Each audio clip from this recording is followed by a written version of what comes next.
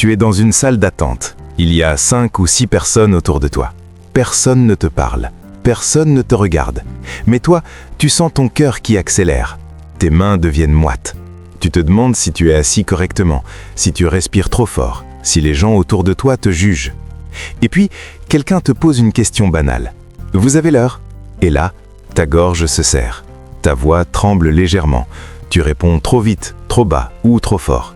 Et après, pendant les 10 minutes qui suivent, tu repasses la scène dans ta tête en boucle, en te demandant si tu as eu l'air bizarre. Si tu te reconnais dans cette scène, même un tout petit peu, cette vidéo est pour toi. Parce que ce que je viens de décrire, ce n'est pas de la timidité, ce n'est pas être introverti, ce n'est pas avoir un caractère réservé, c'est de l'anxiété sociale. Et le problème, c'est que la grande majorité des personnes qui en souffrent ne le savent même pas. Selon l'Organisation mondiale de la santé, environ 13% des personnes dans le monde souffrent d'anxiété sociale à un moment de leur vie. C'est énorme. Ça veut dire que dans une classe de 30 élèves, 4 d'entre eux vivent probablement avec cette souffrance invisible, sans jamais mettre de nom dessus. Aujourd'hui, on va voir ensemble les 7 signes qui montrent que tu souffres peut-être d'anxiété sociale sans le savoir. Et je te préviens, certains de ces signes vont te surprendre. Parce qu'on ne parle pas juste de « avoir peur de parler en public ». L'anxiété sociale, c'est bien plus profond et bien plus sournois que ça. Reste jusqu'à la fin parce que le signe numéro 7 est celui que personne ne mentionne jamais. Et pourtant, c'est peut-être le plus révélateur de tous. C'est parti. Mais avant de commencer, je veux te dire quelque chose d'important. Cette vidéo n'est pas un diagnostic, je ne suis pas psychiatre et cette vidéo ne remplace pas une consultation professionnelle. Ce que je vais te donner, ce sont des clés de compréhension basées sur ce que la psychologie nous apprend sur l'anxiété sociale. Si tu te reconnais fortement dans plusieurs de ces signes, je t'encourage vraiment à en parler à un professionnel de santé mentale. Autre chose, l'anxiété sociale n'est pas un tout ou rien. Ce n'est pas « j'en ai » ou « j'en ai pas ». C'est un spectre. Tu peux avoir des tendances anxieuses sociales légères qui te gênent un peu au quotidien ou une anxiété sociale sévère qui t'empêche de vivre normalement. Les signes qu'on va voir ensemble s'appliquent à différents degrés selon les personnes. Ceci étant dit, plongeons dans le premier signe. Le premier signe d'anxiété sociale, et probablement le plus courant, c'est la rumination post-sociale. Qu'est-ce que ça veut dire? C'est simple. Tu as une conversation avec quelqu'un, un collègue, un ami, un voisin, un caissier, et une fois que c'est terminé, ton cerveau appuie sur replay. Encore, et encore, et encore. Pourquoi j'ai dit ça comme ça? Est-ce qu'il a trouvé ça bizarre? J'aurais dû répondre autrement. Il a fait une drôle de tête quand j'ai dit ça. Il me juge sûrement. Ce phénomène s'appelle le post-event processing en psychologie, et c'est l'un des marqueurs les plus fiables de l'anxiété sociale. Des chercheurs ont montré que les personnes souffrant d'anxiété sociale passent en moyenne 3 fois plus de temps que les autres à analyser leurs interactions sociales passées. 3 fois plus. Et le pire, c'est que ce processus est biaisé. Ton cerveau ne repasse pas la conversation de manière objective, il la déforme. Il amplifie les moments gênants. Il minimise tout ce qui s'est bien passé. Et il invente des jugements qui n'existent probablement pas dans la tête de l'autre personne. C'est comme si tu avais un réalisateur de films d'horreur dans ta tête qui prend une conversation banale et la transforme en scène de catastrophe sociale. Et le problème, c'est que cette rumination a un effet boule de neige. Plus tu rumines, plus tu te convaincs que l'interaction s'est mal passée. Plus tu te convaincs que ça s'est mal passé, plus tu redoutes la prochaine interaction. Et plus tu redoutes la prochaine interaction, plus tu seras tendu quand elle arrivera, ce qui augmente les chances que tu sois effectivement maladroit. C'est un cercle vicieux. La plupart des gens qui vivent ça pensent que c'est normal. Ils se disent « je suis juste quelqu'un qui réfléchit beaucoup ». Mais réfléchir beaucoup et ruminer, ce n'est pas la même chose. Réfléchir, c'est constructif. Ruminer, c'est destructeur. Et si tu passes plus de temps à analyser une conversation après coup qu'à la vivre sur le moment, c'est un signal d'alarme. Petit test rapide. Pense à la dernière conversation que tu as eue avec quelqu'un que tu ne connais pas bien. Est-ce que tu t'en souviens? Est-ce que tu te souviens de ce que tu as dit? Et surtout, est-ce que tu as repensé à cette conversation plus de 3 fois après qu'elle a eu lieu? Laisse-moi te donner un exemple concret. Imagine que tu croises un ancien camarade de classe dans la rue. Vous échangez quelques mots, ça va, tu fais quoi maintenant? Et puis vous vous séparez. Pour quelqu'un sans anxiété sociale, cette interaction est oubliée en 5 minutes. Mais pour toi, elle va te hanter pendant des heures. Tu vas repenser au fait que ta voix tremblait légèrement, que tu as dit « ça va bien » et toi un peu trop vite, que tu as oublié de lui demander des nouvelles de sa famille. Tu vas te demander s'il t'a trouvé bizarre, s'il va en parler à d'autres, s'il s'est dit que tu avais changé en mal. Et le plus cruel dans tout ça, c'est que pendant que toi tu passes ta soirée à analyser chaque microseconde de cette conversation, l'autre personne n'y pense probablement plus du tout. Elle est passée à autre chose. Mais ton cerveau, lui, refuse de lâcher prise. C'est ça la rumination post-sociale. Et si tu la vis régulièrement, ce n'est pas parce que tu es trop sensible, c'est un symptôme réel d'un trouble réel. Si oui, continue à regarder, parce que ça ne fait que commencer. Le deuxième signe, c'est l'évitement déguisé. Et c'est important de bien comprendre ce mot « déguisé », parce que les personnes qui souffrent d'anxiété sociale ne disent pas « je ne viens pas parce que j'ai peur des gens ». Non, elles disent « je suis trop fatiguée ce soir, j'ai un truc à faire demain matin, je ne me sens pas très bien, la prochaine fois peut-être ». Et parfois, elles y croient elles-mêmes. Elles sont sincèrement convaincues qu'elles sont fatiguées ou qu'elles ont mieux à faire. Mais en réalité, si elles cherchent une raison de ne pas y aller, c'est parce que l'idée même de cette situation sociale leur génère une tension intérieure qu'elles ne veulent pas affronter. L'évitement est le mécanisme de défense numéro 1 de l'anxiété sociale. Et il fonctionne très bien, à court terme. Quand tu annules ce dîner, tu ressens un soulagement immédiat. La tension disparaît, tu te sens mieux. Mais ce soulagement est un piège, parce que chaque fois que tu évites une situation, tu envoies un message à ton cerveau « Cette situation était dangereuse et j'ai bien fait de la fuir ». Et la prochaine fois, la même situation te semblera encore plus dangereuse. C'est exactement le même mécanisme qu'une phobie. Si tu as peur des araignées et que tu fuis chaque fois que tu en vois une, ta peur ne diminue pas, elle augmente, parce que tu ne donnes jamais à ton cerveau l'occasion de vérifier que le danger n'est pas réel. Et avec le temps, la zone d'évitement s'élargit. D'abord, tu évites les grandes fêtes, puis les dîners avec des inconnus, puis les sorties en petits groupes, puis les appels téléphoniques. Et un jour, tu te retrouves à commander ta nourriture en ligne pour ne pas avoir à parler au livreur. Le signe révélateur, c'est la fréquence. Tout le monde annule un plan de temps en temps, mais si tu te retrouves régulièrement à chercher des excuses pour éviter des situations où tu serais exposé au regard ou au jugement des autres, ce n'est plus de la flemme, c'est de l'évitement anxieux déguisé. Et voici la question qui fait la différence. Quand tu déclines une invitation, est-ce que tu ressens du soulagement ? Si oui, c'est un signe fort, parce que quelqu'un qui est juste fatigué ne ressent pas de soulagement en annulant, il ressent de la déception. Le soulagement, c'est la signature de l'évitement anxieux. Je vais te donner un autre indicateur très révélateur. Pense aux événements que tu as évités ces derniers mois. Maintenant, demande-toi, est-ce que tu les as évités avant qu'ils arrivent ou est-ce que tu es parti pendant ? Parce que l'anxiété sociale a deux formes d'évitement. Il y a l'évitement anticipatoire, tu annules avant même d'y aller, et il y a l'évitement d'échappement. Tu y vas, mais tu trouves un prétexte pour partir au bout de 20 minutes. Je dois me lever tôt demain, j'ai un mal de tête qui arrive, mon téléphone a sonné, je dois y aller. Les deux sont des formes d'évitement anxieux, et les deux renforcent le même cercle vicieux. Il y a aussi une troisième forme d'évitement dont on parle très peu, l'évitement numérique. C'est quand tu utilises ton téléphone comme bouclier social. Tu es dans une situation sociale inconfortable, une salle d'attente, un transport en commun, une pause café au travail, et au lieu d'interagir avec les gens autour de toi, tu plonges dans ton téléphone. Tu fais semblant de lire quelque chose d'important, tu scrolles sans rien regarder vraiment, tu fais semblant d'écrire un message. Ton téléphone devient une excuse pour ne pas avoir à interagir. Si tu utilises ton téléphone comme un mur entre toi et le monde social, ce n'est pas juste une habitude, c'est peut-être de l'évitement anxieux déguisé en comportement normal. Passons au signe numéro 3. Celui-là est encore plus discret. L'anxiété sociale n'est pas seulement dans ta tête, elle est dans ton corps.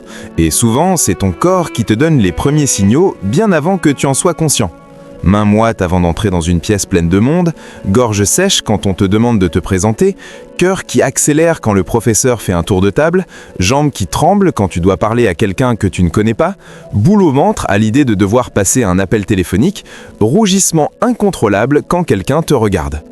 Ces réactions, ce ne sont pas des choix, ce sont des réponses automatiques de ton système nerveux. Plus précisément, c'est ton système nerveux sympathique, la partie de ton cerveau responsable de la réponse fight or flight, combat ou fuite, qui s'active comme si tu étais en danger. Et c'est là que l'anxiété sociale est cruelle, parce que rationnellement, tu sais qu'il n'y a aucun danger. Personne ne va t'attaquer dans cette salle de réunion, personne ne va te faire de mal à cette soirée, mais ton corps ne fait pas la différence. Pour lui, le regard des autres est une menace, et il réagit en conséquence.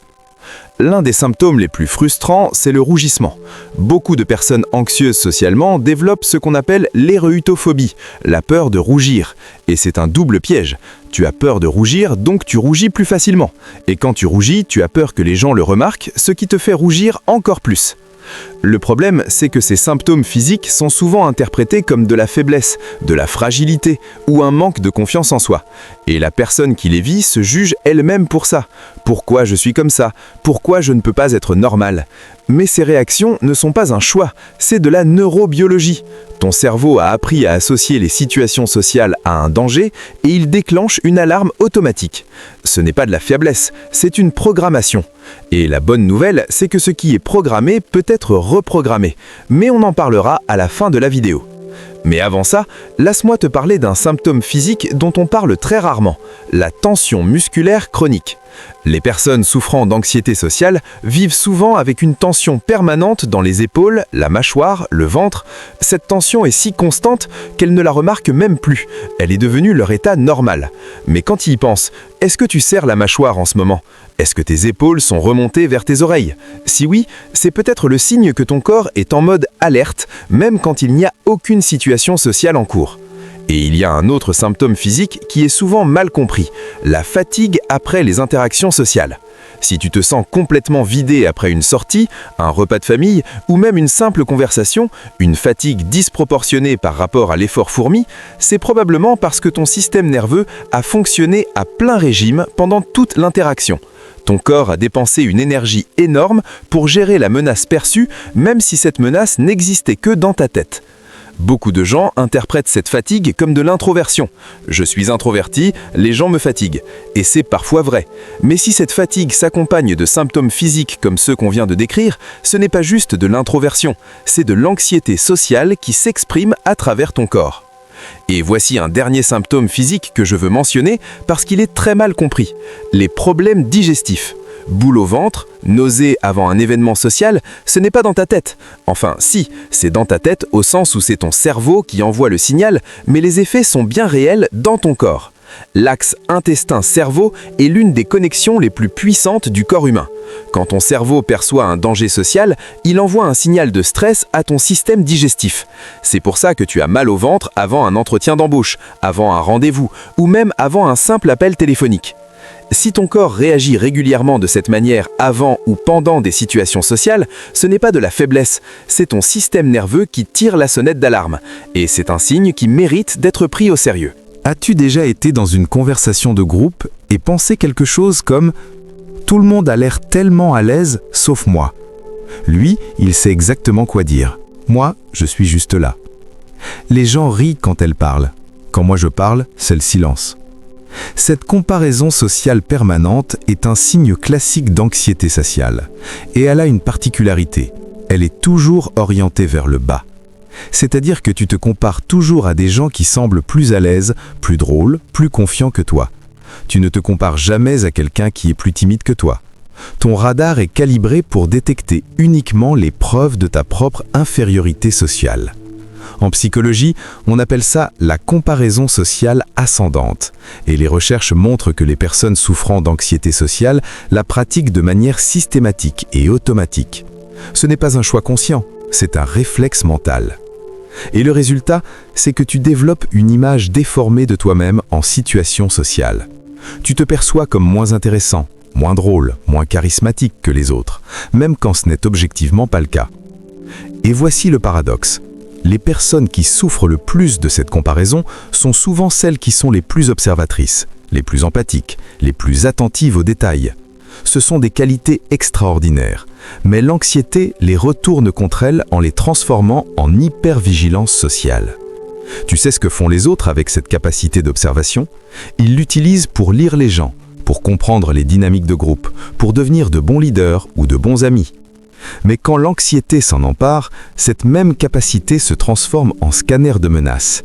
Chaque regard, chaque silence, chaque micro-expression devient une preuve que tu n'es pas à ta place.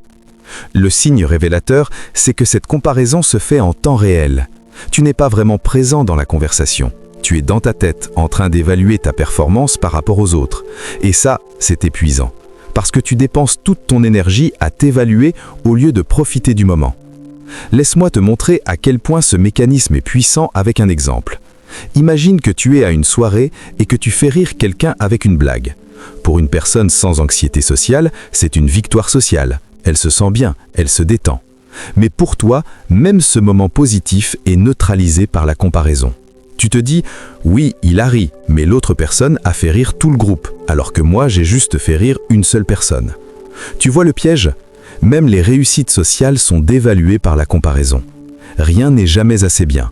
Tu pourrais être la personne la plus appréciée de la pièce et ne pas t'en rendre compte, parce que ton radar ne détecte que ce que les autres font mieux que toi. Et il y a un effet secondaire particulièrement toxique de cette comparaison permanente. Tu finis par croire que les autres ne t'aiment pas vraiment. Si tout le monde te semble plus à l'aise, plus intéressant, plus drôle, alors logiquement tu dois être un poids pour eux. Tu te dis « Ils m'invitent par politesse, ils seraient mieux sans moi, je n'apporte rien au groupe ». Et ces pensées, à force d'être répétées, deviennent des croyances fausses, mais profondément ancrées. Celui-là est ultra révélateur, et pourtant, presque personne n'en parle. Tu es dans une conversation de groupe. Les gens parlent, échangent, rebondissent les uns sur les autres, et toi, tu fais quelque chose de complètement différent. Tu es en train de construire ta prochaine phrase dans ta tête. Tu la formules, tu la reformules, t'imagines comment les autres vont réagir. Tu te demandes si c'est le bon moment pour la dire. Et puis, quand tu es enfin prêt à parler, le sujet a changé. Ton commentaire n'est plus pertinent, et tu restes silencieux. Ou alors, tu finis par dire ta phrase, mais avec un léger décalage, un timing bizarre qui fait que ça tombe un peu à plat. Et après tu rumines, j'aurais dû le dire plus tôt, ou c'était pas le bon moment. Ce comportement s'appelle le script mental, et c'est un mécanisme de protection classique de l'anxiété sociale. Ton cerveau essaie de minimiser le risque d'erreur sociale en prévalidant tout ce que tu vas dire. C'est comme si tu avais un censeur interne qui filtre chaque phrase avant qu'elle ne sorte de ta bouche. Le problème, c'est que la communication spontanée ne fonctionne pas comme ça. Les conversations naturelles sont chaotiques, imparfaites, improvisées. Personne ne prépare ses phrases dans une conversation normale, sauf les personnes anxieuses socialement. Et ce filtre a un coût énorme. D'abord, il te rend moins authentique parce que tes réponses sont calculées au lieu d'être spontanées. Ensuite, il te fatigue mentalement. Une conversation de 30 minutes te vide autant qu'un examen de 3 heures. Et enfin, il crée ce fameux silence qui renforce l'image de « personne qui ne parle pas », alors qu'en réalité, tu parles énormément, dans ta tête. Le signe révélateur, est-ce que tu te sens plus à l'aise quand tu écris que quand tu parles ? Si oui, c'est probablement parce que l'écriture te donne le temps de filtrer, de corriger, de perfectionner. Le temps que l'oral ne te donne pas. Et c'est typiquement le profil de quelqu'un qui souffre d'anxiété sociale. Tu envoies un message vocal parfait après l'avoir réenregistré 4 fois ? Tu préfères les textos aux appels ? Tu es plus drôle et plus intéressant à l'écrit qu'à l'oral ? Ce n'est pas un hasard, c'est l'anxiété sociale qui s'exprime. Et il y a un comportement associé que je veux absolument mentionner. La répétition mentale avant les événements sociaux. Ce n'est pas juste pendant les conversations que tu prépares tes phrases, c'est aussi avant. Tu as un dîner prévu samedi soir. Dès mercredi, tu commences à imaginer les conversations possibles. Tu prépares des sujets de discussion. Tu imagines les questions qu'on pourrait te poser et tu formules tes réponses à l'avance. C'est comme réviser pour un examen. Sauf que l'examen, c'est juste un repas entre amis. Et le jour J, quand les conversations ne suivent pas le script que tu avais préparé dans ta tête, tu te sens perdu, déstabilisé. Parce que la réalité ne correspond jamais au scénario que tu avais écrit mentalement. Ce comportement est extrêmement révélateur parce qu'il montre à quel point l'anxiété sociale transforme les interactions humaines en performance. Tu ne vis pas les conversations, tu les exécutes. Tu ne participes pas, tu performes. Et chaque performance est évaluée, notée, critiquée par le juge le plus sévère qui existe, toi-même. Imagine cette scène. Tu es au restaurant avec un groupe d'amis pour ton anniversaire. Le serveur arrive avec un gâteau. Tout le monde commence à chanter « Joyeux anniversaire ». Tous les regards sont braqués sur toi. Des gens aux tables voisines se retournent. Pour la plupart des gens, c'est un moment agréable. Pour toi, c'est un cauchemar. Tu souris, mais à l'intérieur, tu veux disparaître. Tu ne sais pas quoi faire de tes mains. Tu ne sais pas où regarder. Tu te forces à sourire, mais tu sens que ton visage est crispé. Et tu attends juste que ça se termine. La peur d'être le centre de l'attention est l'un des signes les plus caractéristiques de l'anxiété sociale, et elle va bien au-delà des situations évidentes, comme les présentations en public. Elle se manifeste dans des dizaines de micro-situations du quotidien. Arriver en retard dans une pièce et sentir tous les regards, devoir se lever pour aller aux toilettes au milieu d'une réunion, être appelé par son nom dans une salle d'attente, porter un vêtement qui attire l'attention, recevoir un compliment devant d'autres personnes, devoir ouvrir un cadeau devant tout le monde. Ce qui est fascinant du point de vue psychologique, c'est que cette peur ne concerne pas seulement l'attention négative. Même l'attention positive est perçue comme une menace. Un compliment en public devient une source de stress, pas parce que tu n'aimes pas le compliment, mais parce que tu n'aimes pas que tous les regards se tournent vers toi. C'est ce qui distingue l'anxiété sociale de la simple timidité. Une personne timide peut être mal à l'aise au début, mais elle s'adapte. Une personne anxieuse socialement ne s'adapte pas, elle endure, elle survit à la situation en attendant qu'elle se termine. Et souvent, cette peur pousse les gens à développer des stratégies d'invisibilité. S'asseoir au fond, parler doucement, porter des vêtements neutres, éviter le contact visuel, arriver pile à l'heure pour ne pas devoir entrer dans une pièce déjà pleine. Tu te reconnais ? Alors accroche-toi parce que le dernier signe est le plus profond. Et je veux ajouter quelque chose d'important ici. Cette peur du centre de l'attention a un effet secondaire que personne ne mentionne. Elle t'empêche de célébrer tes propres réussites. Tu as eu une promotion, tu ne veux pas que les gens le sachent parce que ça attirerait l'attention. Tu as réussi un examen difficile, tu minimises en disant « bah c'était pas si dur ». Tu as accompli quelque chose dont tu es fier, tu ne le partages avec personne, parce que l'idée que les gens se tournent vers toi pour te féliciter te met mal à l'aise. Le résultat, c'est que tu vis tes victoires en silence. Tu ne prends jamais ta place, tu te rends invisible volontairement. Et avec le temps, tu finis par croire que tu ne mérites pas d'être vu, alors qu'en réalité, c'est juste l'anxiété qui te souffle que la visibilité est dangereuse. Il y a aussi un phénomène très spécifique lié à cette peur, la peur de manger en public. Ça peut paraître bizarre dit comme ça, mais c'est extrêmement courant chez les personnes anxieuses socialement. Manger devant les autres, c'est être observé dans un moment de vulnérabilité. Tu te demandes si tu manges trop vite, trop lentement, si tu fais du bruit, si tu as de la sauce sur le visage. Ce qui devrait être un moment de plaisir devient un exercice de contrôle permanent. Le même phénomène s'applique à d'autres activités banales, écrire sous le regard de quelqu'un, marcher quand tu sais que quelqu'un te regarde de dos, ou même simplement chercher un produit dans un rayon de supermarché quand quelqu'un attend derrière toi. Ce sont des situations que la plupart des gens ne remarquent même pas, mais qui deviennent des épreuves pour quelqu'un qui souffre d'anxiété sociale. Et voici le signe dont personne ne parle. Le signe le plus profond et le plus douloureux de l'anxiété sociale. Tu n'es pas toi-même en public. Jamais. Tu as créé un personnage, une version de toi que tu considères comme acceptable socialement, et c'est ce personnage qui interagit avec les gens, pas toi, pas le vrai toi. Ce personnage est peut-être plus souriant, plus poli, plus discret, plus drôle ou plus sérieux que tu ne l'es vraiment. Il dit oui quand tu veux dire non. Il rit aux blagues que tu ne trouves pas drôles. Il acquiesce à des opinions avec lesquelles tu n'es pas d'accord. Il pose des questions qu'il ne veut pas poser. Il joue un rôle. Et le problème, c'est que ce rôle est épuisant. Chaque interaction sociale devient une performance. Tu montes sur scène en sortant de chez toi et tu ne redescends que quand tu fermes ta porte derrière toi. Et une fois seul, tu te sens vidé, épuisé, non pas parce que les gens t'ont fatigué, mais parce que jouer un personnage pendant des heures, ça demande une énergie mentale énorme. En psychologie, on appelle ça le masking social, et c'est un phénomène très courant chez les personnes souffrant d'anxiété sociale. Le masque existe pour te protéger. Il te protège du jugement, du rejet, de la honte, mais il te protège aussi de la connexion. Parce que si les gens t'apprécient, ils n'apprécient pas le vrai toi, ils apprécient le personnage. Et ça, au fond, c'est la chose la plus solitaire du monde. C'est pour ça que beaucoup de personnes anxieuses socialement se sentent seules, même quand elles sont entourées d'amis. Parce qu'elles ont le sentiment que personne ne les connaît vraiment. Et elles ont raison, parce qu'elles n'ont jamais montré leur vrai visage à personne. Et voici la question la plus révélatrice de toutes. Est-ce que la personne que tu es avec tes amis est la même que celle que tu es seule chez toi? Si la réponse est non, si tu te sens fondamentalement différent quand tu es seul par rapport à quand tu es en société, c'est peut-être le signe le plus fort que l'anxiété sociale fait partie de ta vie. Et ce signe est aussi douloureux parce qu'il touche à l'identité. Ce n'est plus juste une question de malaise social, c'est une question de « qui suis-je vraiment ?» et est-ce que le monde accepterait cette personne? Laisse-moi te donner un exemple très concret de ce masking. Tu es au travail ou en cours, un collègue ou un camarade te demande ton avis sur quelque chose, un film, un sujet d'actualité, une décision de groupe.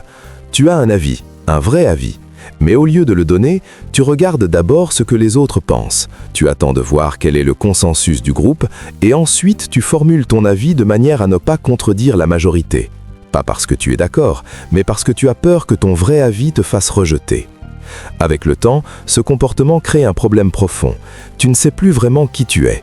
Tu as passé tellement de temps à adapter ton personnage aux attentes des autres que tu as perdu contact avec tes propres opinions, tes propres goûts, tes propres envies. Quelqu'un te demande « Qu'est-ce que tu veux faire ce soir ?» et tu réponds « Comme tu veux ». Non pas par générosité, mais parce que tu as sincèrement peur de proposer quelque chose qui ne plairait pas. Et puis il y a le phénomène du dégonflement quand tu rentres chez toi.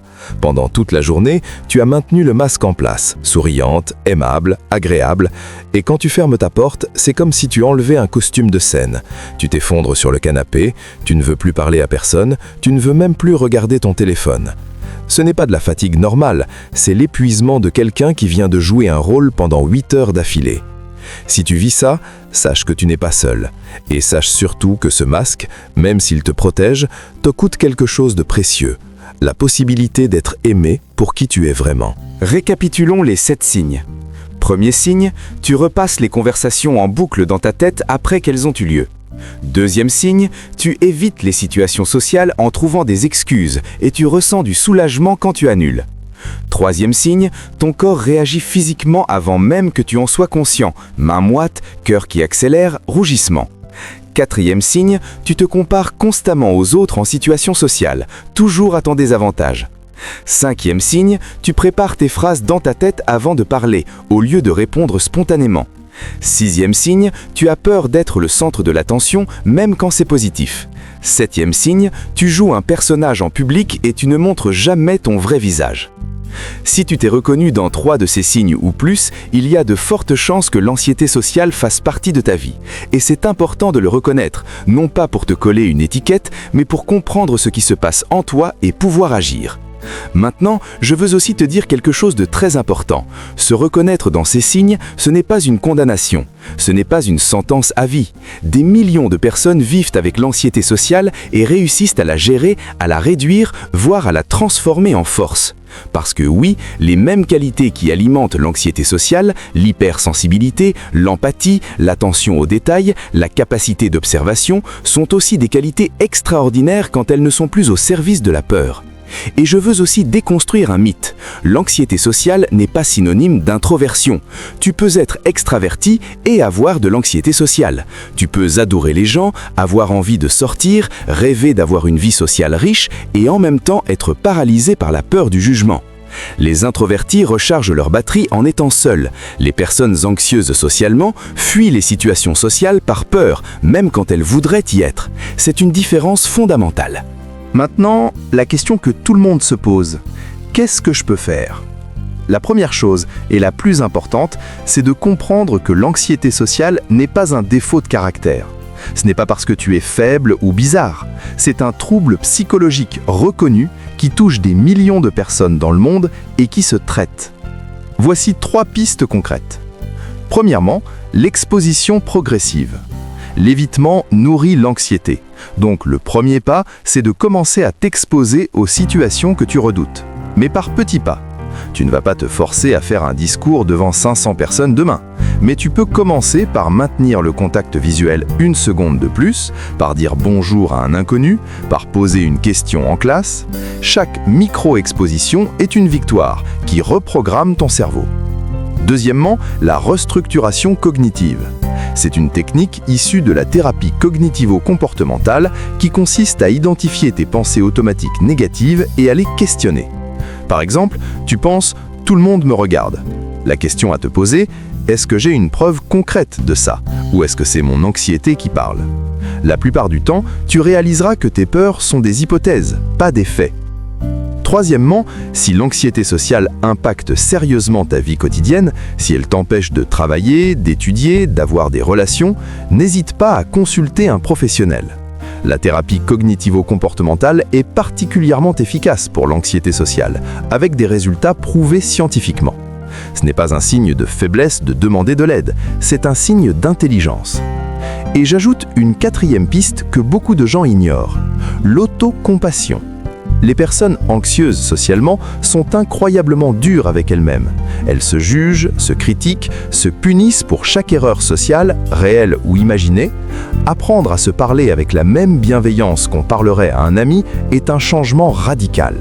La prochaine fois que tu te surprends à penser « j'ai été ridicule », essaye de reformuler « j'ai été courageux d'y aller et c'est normal de ne pas être parfait ». Ce simple changement de perspective, pratiqué régulièrement, peut réduire significativement les symptômes d'anxiété sociale. Et enfin, une chose que j'aurais aimé qu'on me dise plus tôt, tu n'as pas besoin de guérir pour commencer à vivre. L'anxiété sociale ne disparaîtra peut-être jamais complètement, mais elle peut devenir un murmure au lieu d'un cri. Elle peut passer de « je ne peux pas y aller » à « j'y vais et c'est un peu inconfortable, mais je gère ». Et ce passage, ce n'est pas de la magie, c'est le résultat de petits pas répétés, de l'autocompassion et parfois de l'aide d'un professionnel. Et rappelle-toi une chose, le fait même que tu regardes cette vidéo en entier montre que tu es prêt à comprendre ce qui se passe en toi. Et comprendre, c'est déjà le premier pas vers le changement. Si cette vidéo t'a parlé, si tu t'es reconnu dans un ou plusieurs de ces signes, dis-le-moi en commentaire. Écris simplement le numéro du signe qui t'a le plus touché. Tu verras, tu n'es pas seul, et lire les commentaires des autres peut t'aider à réaliser que ce que tu vis, beaucoup de gens le vivent d'aussi. Et si tu connais quelqu'un qui pourrait se reconnaître dans cette vidéo, partage-la. Parfois, mettre un nom sur ce qu'on ressent, c'est le déclic qui change tout. Abonne-toi à Comprendre ton esprit pour ne pas rater la prochaine vidéo. On va parler d'un sujet tout aussi important. Comment ton cerveau te sabote au quotidien sans que tu t'en rendes compte. Ça promet. À très vite.